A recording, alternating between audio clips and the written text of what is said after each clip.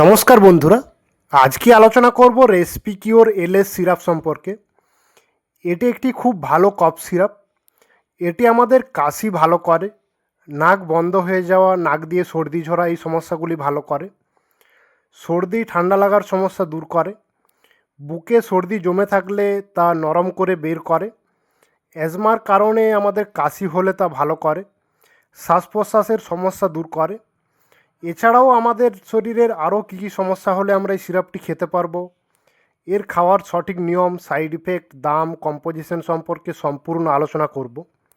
সেই সম্পর্কে জানতে পুরো ভিডিওটি শেষ পর্যন্ত দেখুন। তো বন্ধুরা, এই রেসপিকিওর এলএস সিরাপটি একটি লিভোসালবুটামল, অ্যামব্রোক্সল অ্যান্ড গুয়াফেনাসিন সিরাপ। এটি করোনা রিমেডিস প্রাইভেট লিমিটেড তৈরি করে। লিভোসালবুটামল থাকে 1 mg, অ্যামব্রোক্সল থাকে 30 mg এবং গুয়াফেনাসিন থাকে 50 mg প্রতি 5 ml রেসপিকিওর সিরাপে। এটি 100 ml এর বোতলে হয় এবং একটি রেসপিকিওর এলএস সিরাপের দাম 138 টাকা 75 পয়সা। তো বন্ধুরা, এই রেসপিকিওর এলএস সিরাপটি আমাদের সর্দি ঠান্ডা লাগার সমস্যা দূর করে। ঠান্ডা লাগার কারণে আমাদের সর্দিযুক্ত ঘড়ঘড়ে কাশি হলে এই সিরাপটি খেলে খুব ভালো কাজ করে। এই সিরাপটি খেলে খুব তাড়াতাড়ি কাশি ভালো হয়ে যায়। আমাদের বুকে সর্দি জমে থাকলে বা বুকে সর্দি বসে থাকলে এই সিরাপটি খেলে বুকে এবং গলায় জমে থাকা সর্দি গলিয়ে বা নরম করে কাশির সাথে খুব সহজেই বের করে দেয়। আমাদের নাক বন্ধ হয়ে যাওয়া বা শ্বাস প্রশ্বাসের সমস্যা হলে এই সিরাপটি খেলে শ্বাসনালী পরিষ্কার করে এবং শ্বাস প্রশ্বাসের সমস্যা দূর করে। সর্দির কারণে আমাদের বুকে সাঁই সাঁই শব্দ করলে বা ঘড়ঘড় শব্দ করলে এই সিরাপটি খেলে এই সমস্যাগুলি ভালো করে। হাঁপানির কারণে বা অ্যাজমার কারণে যাদের একটানা অনেকক্ষণ কাশি হয়, টান ভাব থাকে, তারা এই সিরাপটি খেলে তাদের কাশি কমে যায়।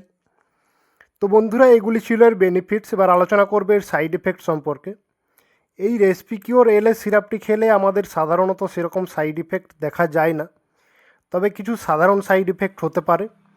যেমন বেশি ঘুম হতে পারে, সারাদিন ঘুম ঘুম ভাব লাগতে পারে, গ্যাস, পেটে ব্যথা, বমি ভাব, বমি, মাথা ঘোরা, হাত পা কাঁপা, পেশিতে টান, মাথা ব্যথা, অ্যালার্জি, গা চুলকানি, মানসিক ও স্নায়বিক অস্বস্তি, ডায়রিয়া, হার্ট রেট বেড়ে যাওয়া এই সমস্যাগুলি হতে পারে।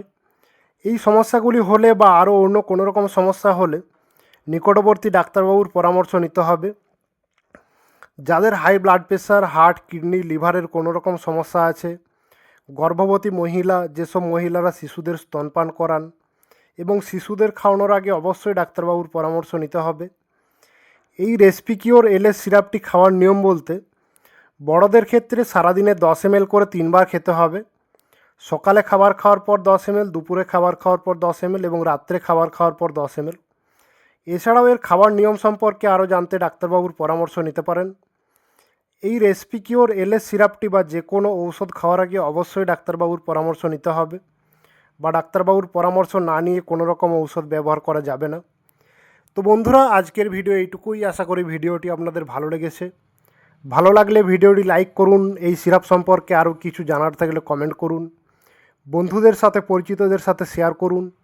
এই রকম ঔষধ ও স্বাস্থ্য সম্পর্কিত আরও ভিডিও পেতে আমাদের চ্যানেলটিকে সাবস্ক্রাইব করুন এবং পরবর্তী ভিডিওর নোটিফিকেশান সবার আগে পেতে পাশে থাকা বেল আইকনটি প্রেস করে অল নোটিফিকেশান অন করে রাখুন। তো বন্ধুরা, পুরো ভিডিওটি দেখার জন্য অনেক অনেক ধন্যবাদ। ভালো থাকুন এবং সুস্থ থাকুন।